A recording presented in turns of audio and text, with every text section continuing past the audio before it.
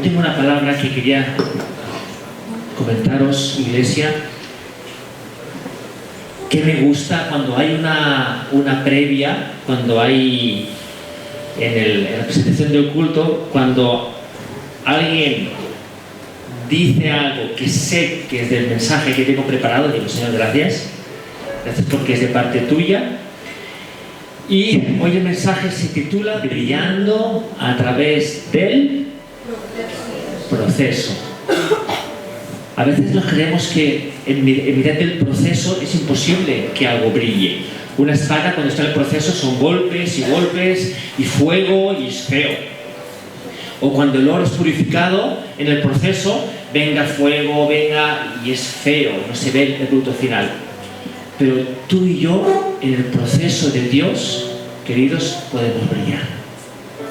Fíjate que existe una chica que se llama, una mujer mayor ahora ya, Joni Eareckson Tada, ¿la conocéis? Algunos conocerán. Una joven estadounidense que quedó tetrapléjica a sus 17 años en un accidente de buceo. En los primeros años luchó con desesperación, con dudas y una profunda depresión. Imaginaros, 17 años y se queda tetrapléjica. Nada más podía mover la boca, la cara, los brazos apenas. Fíjate, depresión, sentía que su vida se había perdido, todo propósito. Dice, pero en medio de la debilidad física y emocional, Joni comenzó a experimentar la gracia de Dios de una forma transformadora. Una familia cristiana empezó a dejar en manos del Señor todo lo que ella era, lo que ella tenía, y aprendió a pintar con la boca, empezó a escribir libros, fundó un ministerio para personas con discapacidad y se convirtió en una voz profética de esperanza. Y hoy esta mujer, a sus 60 y largos años, está testificando que su parálisis fue el instrumento que Dios usó para mostrar su poder. El poder de Dios. Su invalidez fue el instrumento para Dios manifestar su poder. Y como ella misma dice, Dios no siempre quita el sufrimiento, pero se mete dentro de él para redimirlo. Lo repito, Dios no siempre quita el sufrimiento, pero se mete dentro de él, y cuando se mete dentro de él, puede crear paz, puede crear esperanza, puede crear vida en medio de ese dolor. Y dice en 2 Corintios 12:9, es un testimonio vivo su vida, que dice, mi poder se perfecciona en la debilidad. Vamos a orar. Padre, gracias por este tiempo, por tu palabra, que es viva, que es eficaz, que es poderosa, Señor. Y una vez más, Señor, me pongo delante de ti para que tú uses estos labios de barro, que tú uses, Señor, mi debilidad también, para que tú te hagas fuerte en esta mañana, y que tú bendigas a mis hermanos, y que tú des oídos para oír, ojos para ver, Señor, y que tu palabra penetre hasta lo profundo de nuestra alma, de nuestro corazón, y que podamos crecer en ti, Señor. Gracias por este tiempo, en el nombre de Jesús. Amén. Amén. Y quiero saludar de paso a los que verán la grabación. Hay amigos entrañables desde México, desde varias partes del mundo que nos están viendo. Yo no lo sabía, pero sí. Así que saludos para todos, para todas. 2 Corintios 12, 9, 10. Fíjate que dice la palabra. Y me ha dicho, bástate mi gracia. Y me ha dicho, con mi gracia tienes más que suficiente, porque mi poder se perfecciona en la debilidad. Con mucho gusto habré de jactarme en mis debilidades, para que el poder de Cristo, dice, que repose sobre mí. Y eso es una herramienta, iglesia, es una revelación que, como la cojamos y la abracemos, es poder. Fíjate, hoy quiero hablar sobre los procesos de Dios sobre nuestra vida. Pregúntate, ¿por qué Dios permite dificultades? ¿Por qué Dios permite momentos, circunstancias en el que estamos sufriendo. Si Dios es tan poderoso, si Dios es tan fuerte, si Él tiene el control de todo, ¿por qué nos tienen que pasar cosas malas? ¿Quién se pregunta esto? ¿Por qué? Pues te voy a decir una verdad. Dios te ama tanto que no te quiere dejar como estás. A través de dificultades, iglesia, a través de dificultades, Dios saca impurezas de nuestro corazón. A través de dificultades, a través del martillo, que no es que Dios coja el martillo, Él permite ciertas cosas para que nosotros aprendamos y podamos salir del proceso mucho mejor del cual entramos. Porque a veces tenemos que disciplinar a nuestros hijos. ¿Tú te imaginas que a Elías nunca lo hubiéramos disciplinado? ¿O a tus hijos? ¿Serían salvajes? ¿Serían salvajes? ¿Por qué Dios tiene que disciplinarnos? ¿Por qué Dios tiene que sujetarnos? Pues porque Él sabe lo que está haciendo. Fíjate, hay un evangelio que circula por ahí, hay un evangelio que dice: ven a Cristo y Él solucionará todos tus problemas. Ven a Cristo, ¿verdad?, como un Papá Noel celestial, o ven a Cristo y será como el genio de la lámpara de Aladino, y tú le pedirás deseos y Él te los va a dar. Y hay evangelios que corren por ahí, que es lo que predican. Ven a Cristo y todo te lo va a solucionar. Te va a sanar, que también sana, te va a librar de todos los males, de todo lo que a ti te hace daño. Y esto es una mentira. Dios no es un Papá Noel. Dios no es un genio de la lámpara. Dios es un Padre que te ama. Dios es un Padre que te quiere formar a la imagen de Cristo. Y eso, iglesia, es lo más precioso, lo más poderoso que un ser humano puede llegar a ser. Ser transformado a la imagen de Cristo. Aquí predicamos al Dios que se humilló a sí mismo. Aquí predicamos al Dios que vino al mundo adoptando una forma humana para enseñarnos el camino que tenemos que seguir para estar con Él por toda la eternidad. Aunque esto a Jesús le tuviera la importancia que Él tuviera que vivir y que entregarse a la peor muerte de todos los tiempos, la muerte de cruz. Este es el evangelio que compartimos en este lugar. Dios hecho hombre se humilló a sí mismo para ser ejemplo y para llevarnos al Padre. Aquí predicamos: ven a Cristo y hará de ti alguien nuevo. Amén. Dice la palabra: he aquí, yo hago todas las cosas nuevas. Yo hago todas las cosas nuevas. Pero no dice: yo hago todas las cosas nuevas sin sufrimiento. Él dice: hey, ven a Cristo y te haré algo nuevo. Voy a hacer algo nuevo. Fíjate, vamos a ver un texto en el que el apóstol Pablo describe algunos procesos que el mismo apóstol Pablo tuvo que pasar. Yo cuando leo este texto, con la mente humana no se entiende. Yo no sé cómo Pablo, que un día me fui a hablar con él, cuando lo veamos cara a cara, y le pregunté: pero ¿tú cómo pasaste por tantas dificultades? Pero ¿tú cómo predicando el evangelio, teniendo una estatura espiritual, que creo que después del Señor Jesucristo viene Pablo en estatura, estaba dando la diferencia, tuvo que pasar por esto? 2 Corintios 11, 24, 27. 5 veces he recibido de los judíos 39 azotes. 3 veces he sido azotado con varas. 1 vez he sido apedreado. 3 veces he padecido naufragio. 1 noche y 1 día he estado como náufrago en alta mar.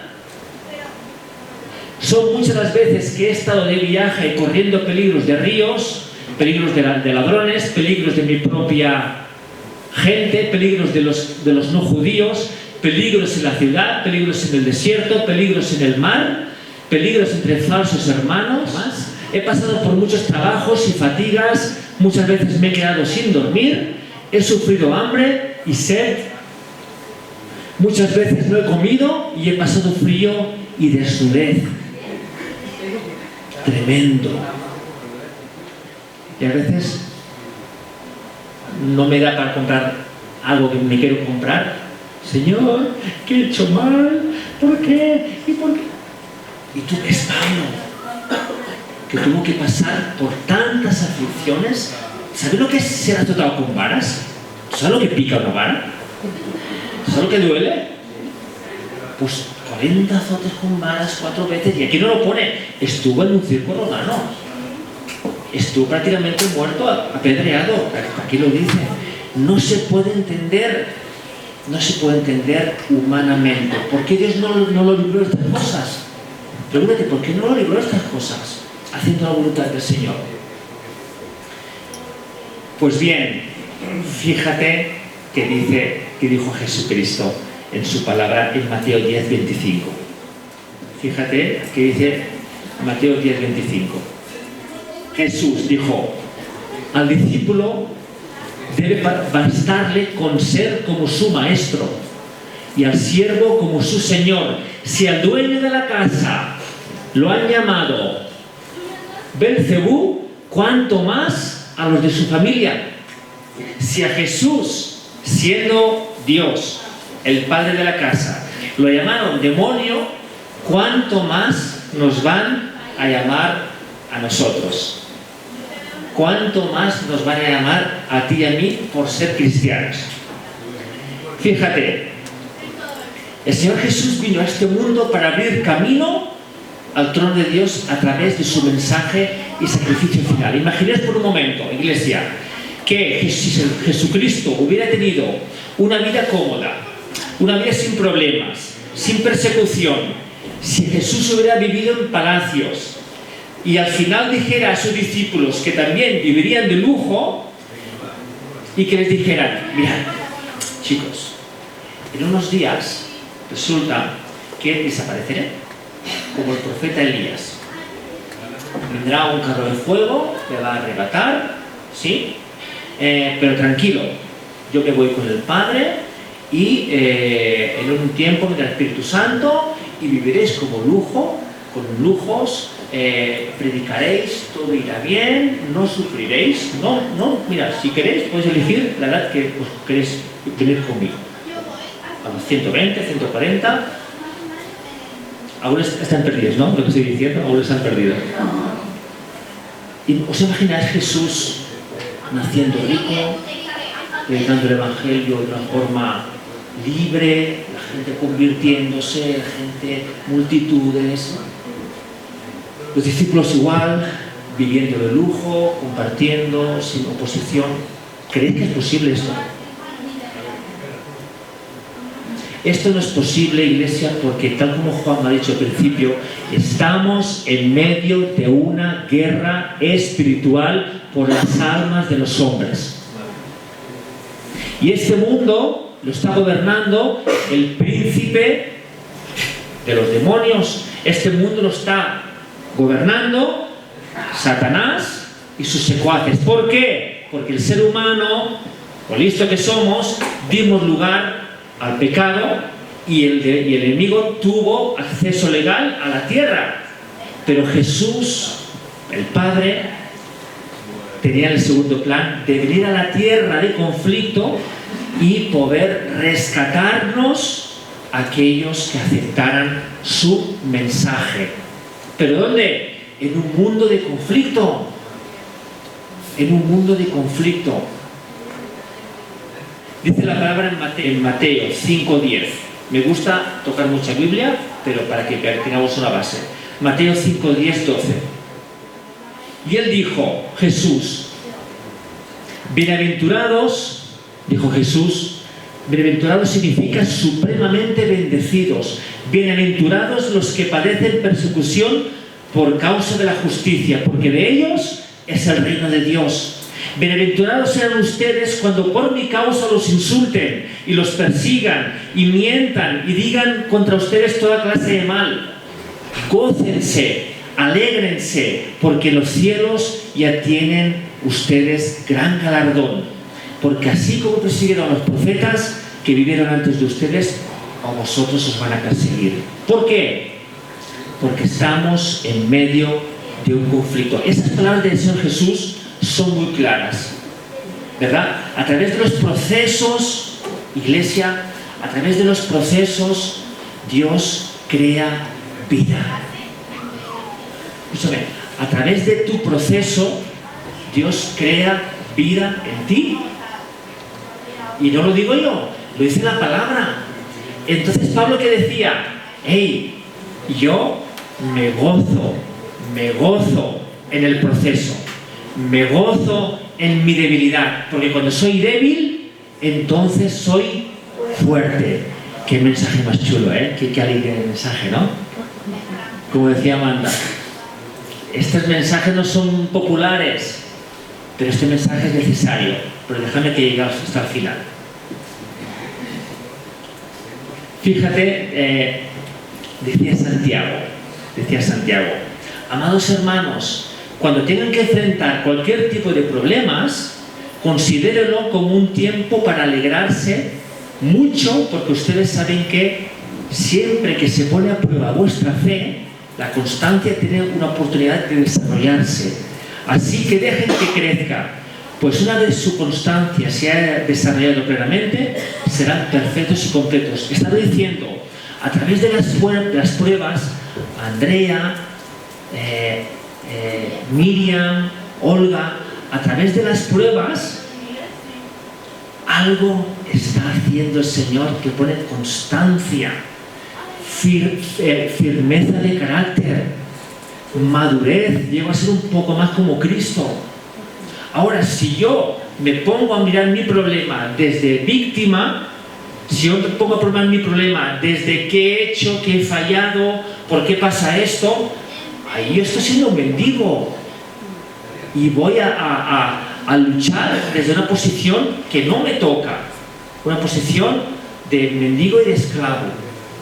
Y Pablo no quería eso. Y Pablo decía, no, yo me voy a gozar en mi debilidad para que sobre mí repose el poder de Cristo. Eso nos va a romper la cabeza ya. Filipenses 1:29. Mira qué dice. Porque por causa de Cristo a ustedes les es concedido no solo creer en Él, sino también padecer por Él. O sea, fíjate, es un privilegio que podamos sufrir por la causa de Cristo. Y la imagen de cuando Pedro y Juan, creo que eran, van al templo y hay un paralítico y el paralítico les pide dinero y Pedro le dice, mira, no tengo ni plata de oro, lo que tengo te doy, dame la mano y míreme a los ojos. Y cuando le coge la mano y mira a los ojos, en nombre de Cristo, levántate. Y se levanta. Y por causa de aquello, ya lo llamaron en el concilio de los fariseos, los azotaron y les obligaron, no volváis a hablar del nombre de Cristo. ¿Y qué hicieron ellos? Salieron llorando, salieron diciendo, Señor, no te serviré más porque me ha hecho esto en tu nombre para que te conozcan y encima me pegan. ¿Cómo salieron Pedro y Juan? Alegres, saltando de alegría. Señor, gracias porque estamos sufriendo por tu causa.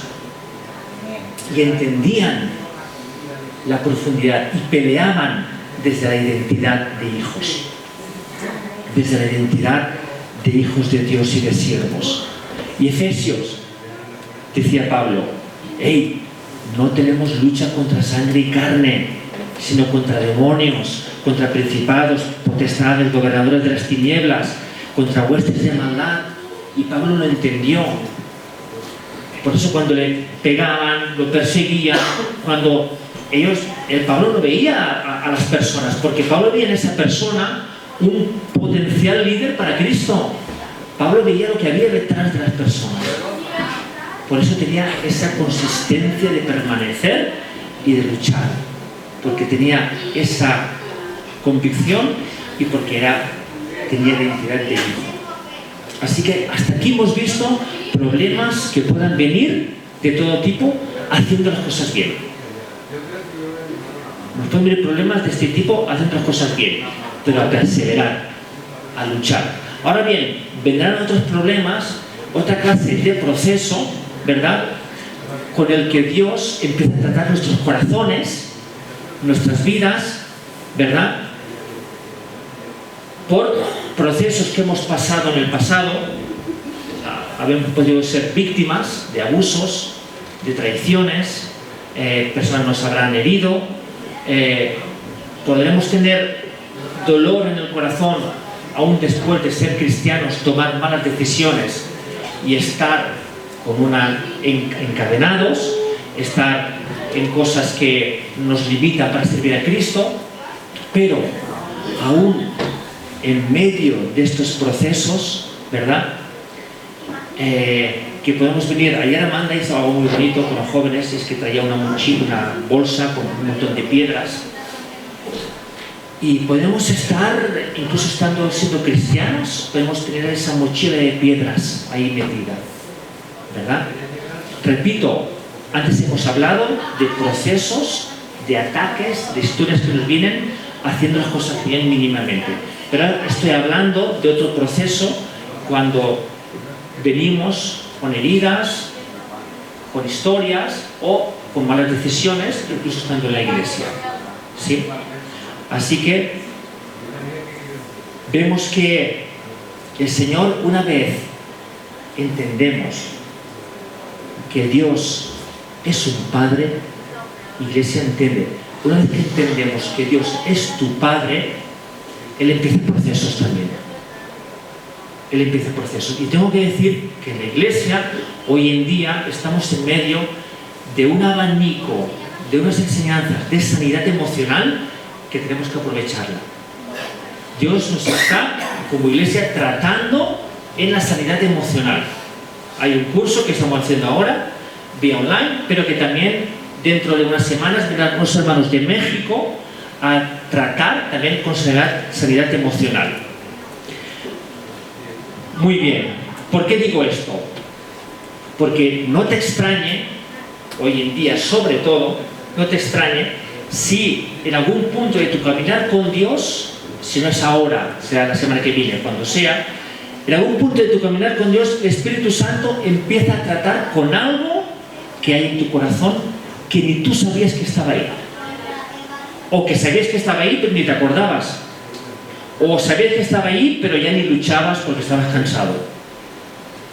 En algún punto viene el Espíritu Santo y empieza a tratar temas con tu carácter. Empieza a tratar temas que tú ya te habías rendido o que ya no tenías solución. Y de repente ves que Dios te apunta ahí. Y dices, ¿y esto? Tú creías que simplemente es que yo era así, no había remedio, Dios me ha hecho así, ya no voy a luchar más. Y de repente Dios te empieza a señalar aquí, a ese área que sabes tú que necesitas solución. ¿Verdad? Pueden ser explosiones de carácter desmedidas, pueden ser envidias, pueden ser sentimientos de inferioridad, pueden ser inclinaciones lujuriosas, puede ser doble ánimo de carácter, hoy estoy por los suelos, hoy me como el mundo, puede ser cualquier tema, orgullo. No te extrañe, iglesia, si el Espíritu Santo empieza a tratar en este tiempo en algún área en la que tú sabes que necesitas ayuda. Amén. El Señor te ama tanto que no te quiere dejar como estás. El Señor te ama tanto que no te quiere dejar como estás. Queridos, escucha esto. Eres un hijo y una hija de Dios. Es necesario que entiendas tu identidad. Eres hijo e hija de Dios. Es necesario que entiendas desde dónde tenemos que pelear cuando vengan dificultades. Es necesario que tú haciendo las cosas bien y te vengan pruebas que dices, ¿y esto por qué me tiene que venir ahora? Entendamos que el Señor es un Padre y que todas las cosas van a obrar para bien. Van a obrar para bien. Y si tú has hecho algo mal, si de repente viene el recuerdo del pasado, algo que querías que habías vencido y a una falla de carácter y Dios te está apuntando ahí, pelea desde identidad de hijo. Porque hay muchas personas, por desgracia, hay muchas personas que empiezan bien en los caminos del Señor, pero después, cuando vienen dificultades, o se enfrían o se apartan. Cuando Dios empieza un proceso de sanidad en nuestras vidas, es para librarnos de nuestras malas decisiones y librarnos de personas que no te convienen, ¿verdad? O sanar heridas de nuestro corazón. Hay personas que no entienden los procesos de Dios y creen que Dios está enfadado con ellos y creen que Dios no nos escucha, y ahí sí empieza una separación del trono de Dios y de la iglesia, porque no se entiende el proceso y el corazón del Señor. Hoy quiero decir que tenemos que vivir, iglesia, la vida cristiana desde posición de hijo y no de mendigos. Posición de hijo y no de mendigos. Romanos 8:28, los que aman a Dios, todas las cosas ayudan para bien. Hebreos 12:7, si soportáis la disciplina, Dios os trata como a hijos, porque ¿qué hijo es aquel a quien el Padre no disciplina? Pero si se os deja sin disciplina, de la cual todos han sido participantes, entonces sois bastardos y no hijos. Iglesia, corazón paternal. Y si no entiendes el proceso que Dios te permite, ve a la raíz, Señor, enséñame, dame esa identidad de hijo, revélame esa identidad de hijo si no la tengo, y sosténme, como dice tu palabra, en medio del fuego. Amén, iglesia. Para acabar, entender que tenemos un Dios de procesos, un Dios que te ama, un Dios que quiere que tengas esa identidad firme de hijo, y Dios está más interesado en tu eternidad que en tu comodidad. Dios está más interesado en tu eternidad que en tu comodidad. Y qué mejor lugar que ponerte delante de Él, cerrar la puerta y decirle: Señor, aquí estoy para ti. No entiendo nada, no veo nada, solo sé que soy tu hijo y tú eres mi padre y tú me amas. Enséñame, Señor,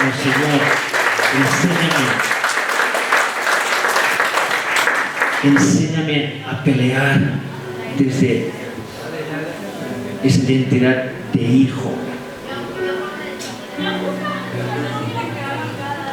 El apóstol Pablo, para acabar, entendió esta verdad. Y cuando él era débil a causa de diferentes circunstancias, entonces era fuerte, porque su papá está mucho más cerca de él.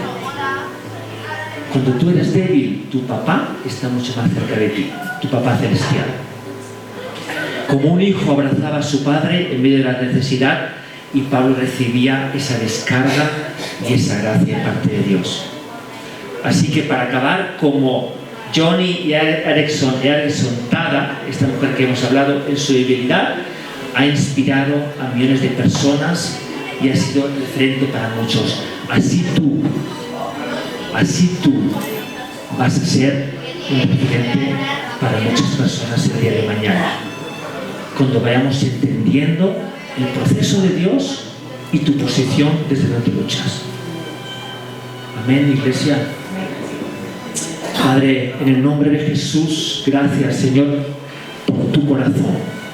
Gracias por tu amor y fidelidad.